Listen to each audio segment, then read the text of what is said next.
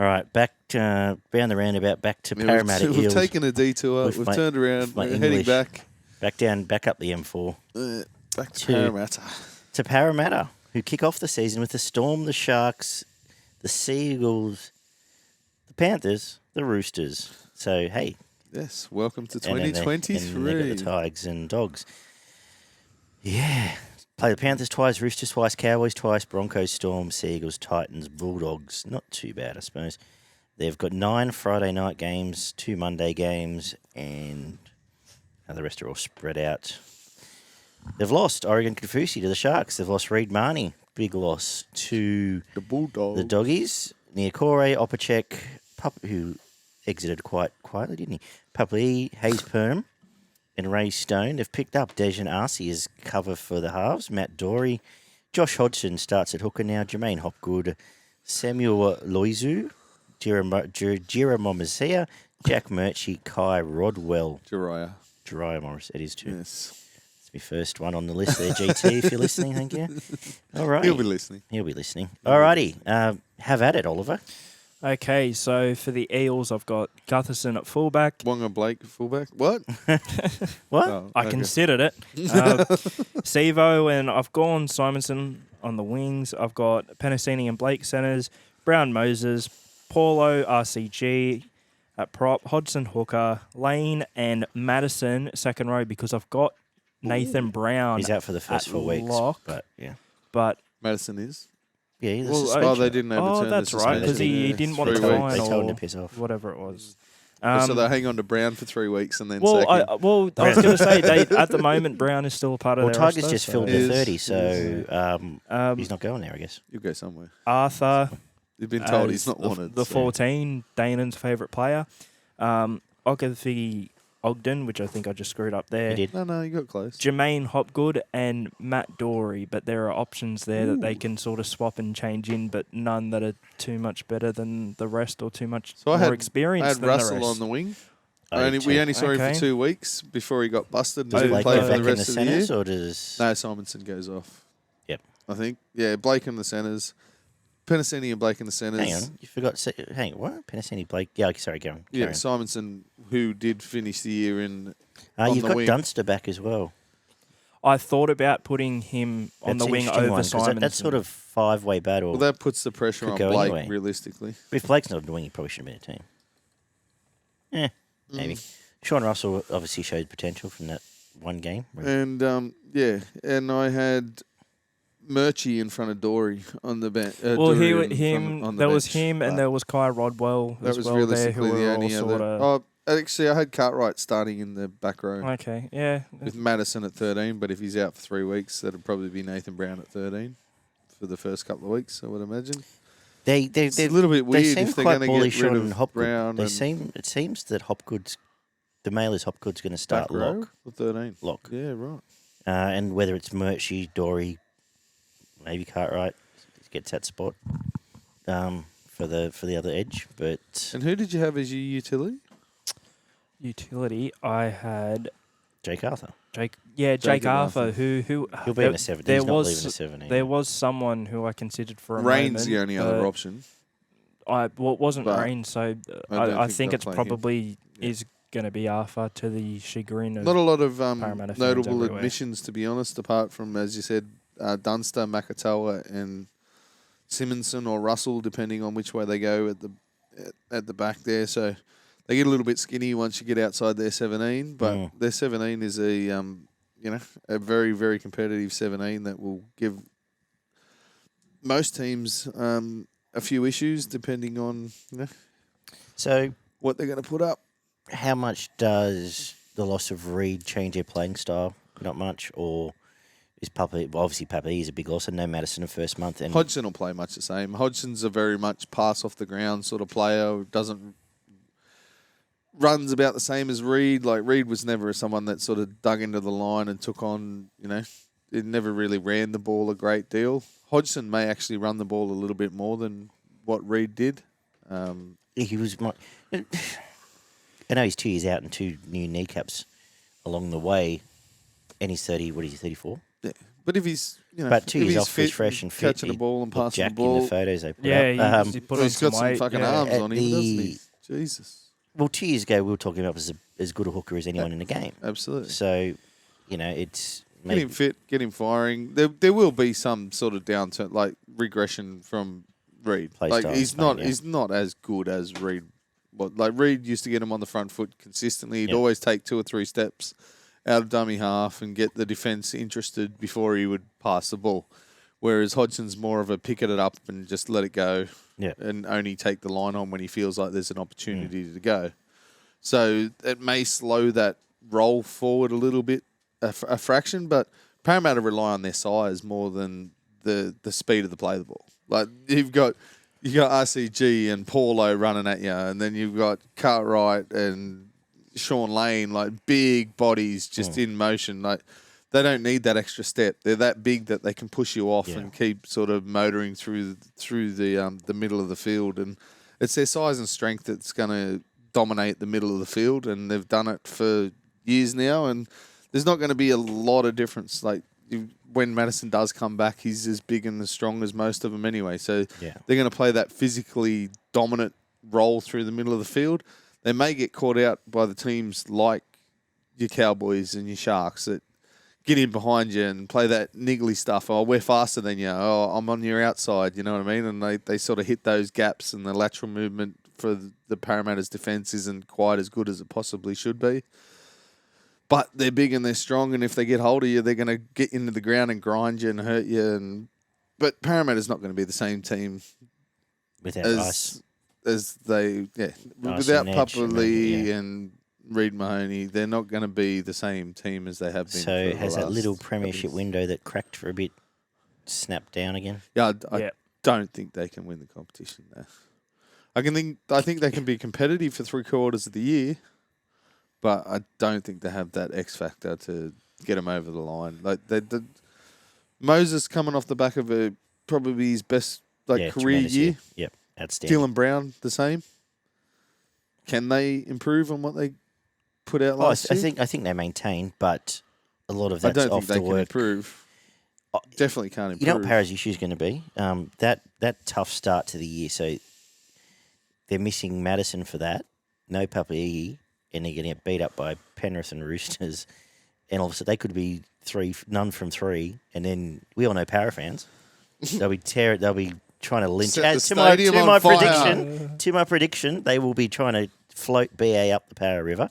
As Bevan French is coming back the other way from our bold prediction show. He'll just be on a punter. They'll just wave to each other as they're going past down Parramatta River.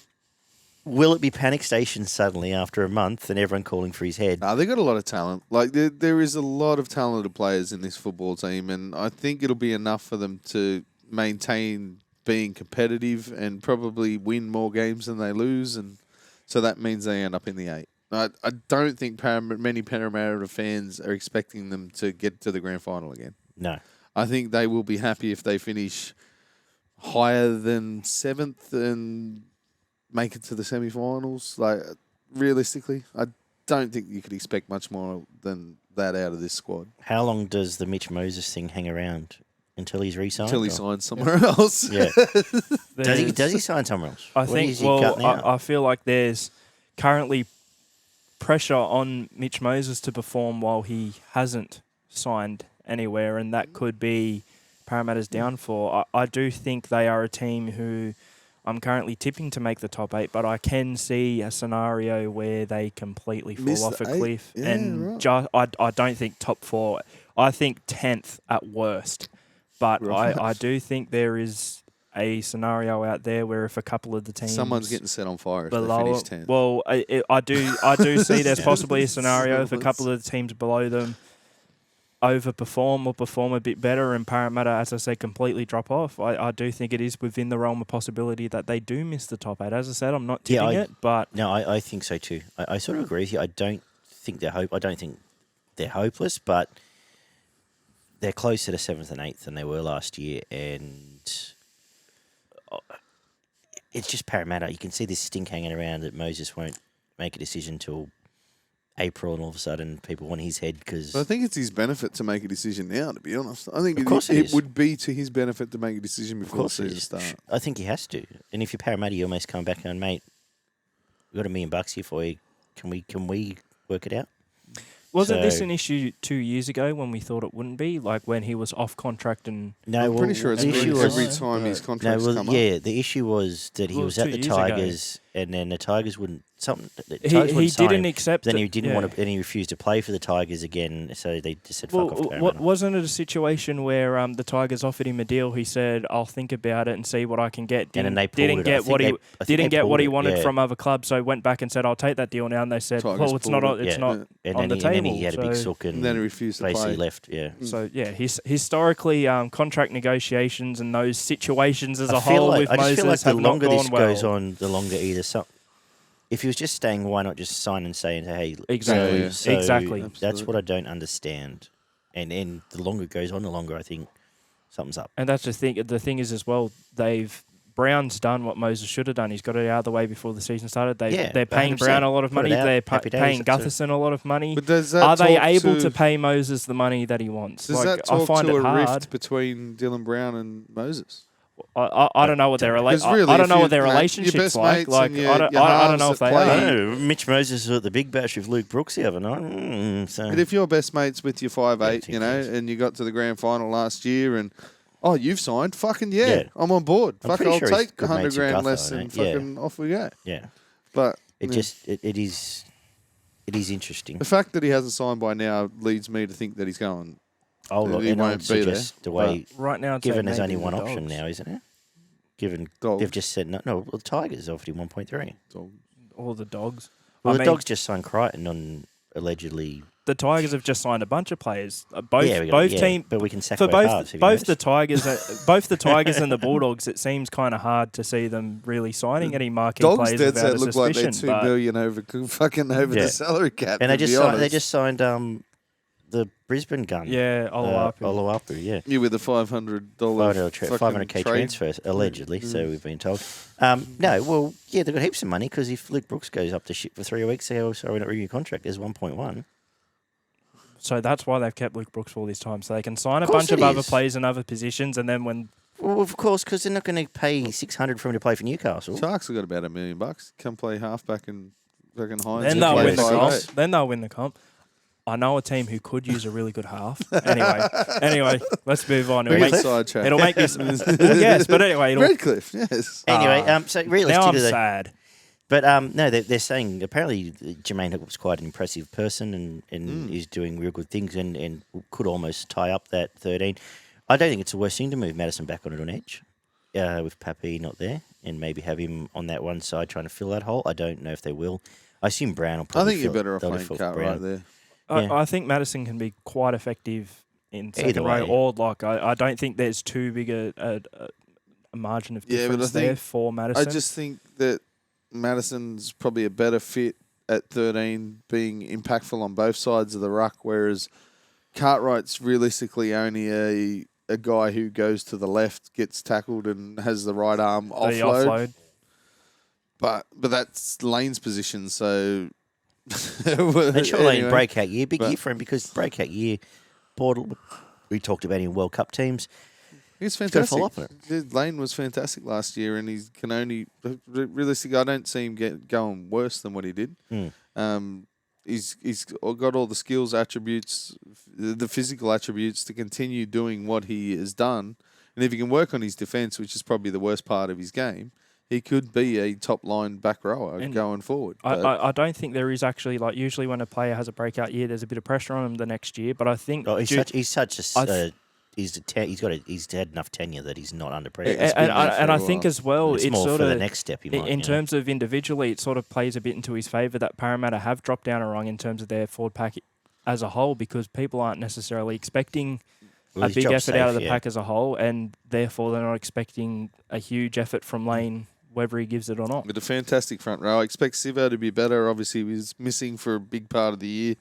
They keep him fit on that edge. I think he'll be back to being their top try scorer, and you'll hear the Sivo chant around Parramatta Stadium when he barges over the top of people to score tries. Penasini, another one. They're there's a lot of gun centres coming through, and I've got the wraps on 4 or 5 of them that I've mentioned tonight, and Penasini's another one.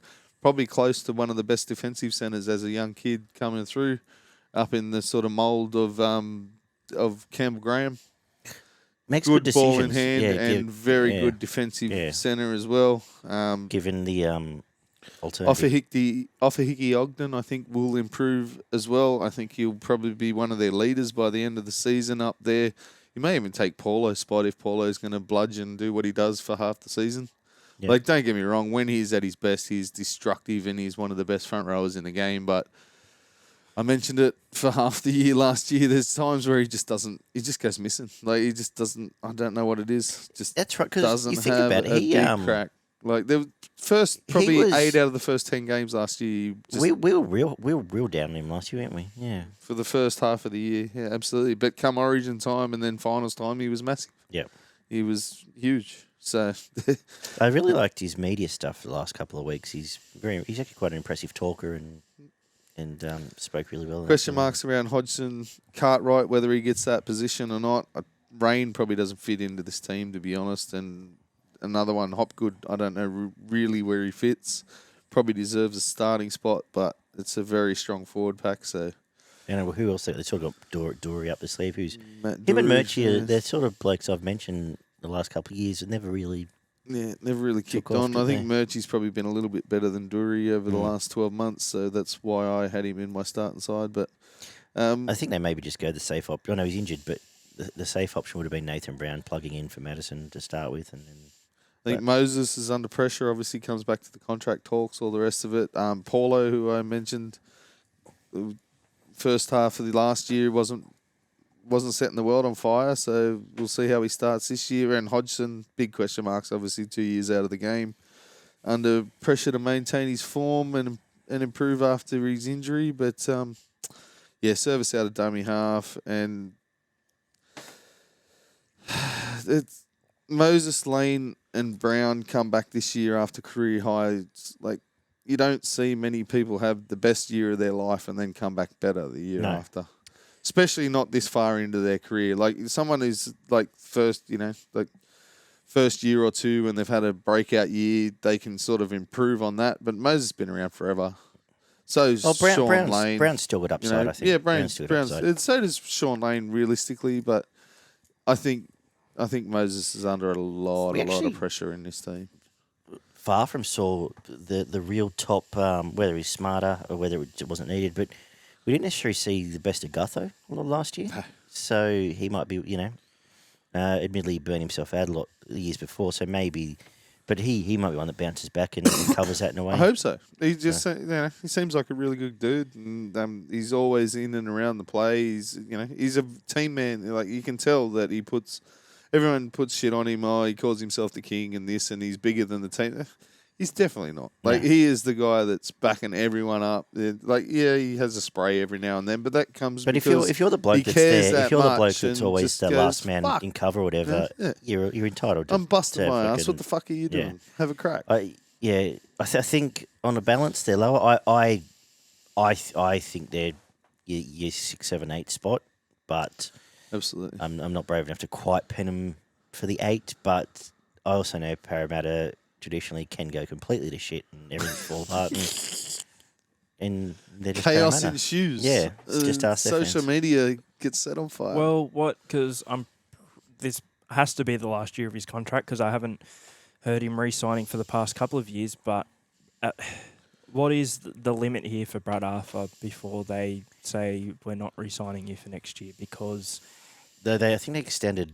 So they extended this year. I think because it was originally he just made in 2021 he re-signed. I know, but in 2021 he re-signed for 2 years. But this year now, if there is a significant drop off or something, like how it's like Ricky Stewart, you've gotten your team to a certain level for so long and not actually hit the 8, they'll sack him. Hit that upper echelon. And I feel like Para fans, if they miss the 8, they'll sack him. They fucking hate him for whatever reason. If they go out first week of the finals, they may even sack him. To be honest.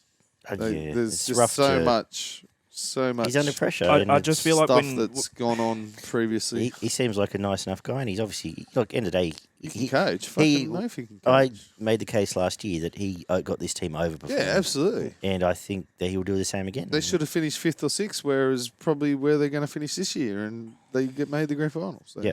I just think with teams, it's not always necessarily the coach's fault. It's just the amount of time they've been there. But if you're at a team for 10 years and you've not won a comp yet or are not consistently finishing as a top 4 team or something, it's what are you doing? Like, why aren't you making that step to at least try and shake things up? You might drop down a bit at first, but at least it's something different than running 7th to 10th a lot of years, which I know Parramatta in particular haven't done, but there have been so many years where there have been good patches but really bad patches as well, and there does come a point where you sort of really want to change things so that at least in the long term you can be a lot better consistently. I think we'll get I think they're a team. Obviously, we know we tend to watch these Western Suburbs teams quite closely because from where we're from, and I think we read Parramatta as well as anyone.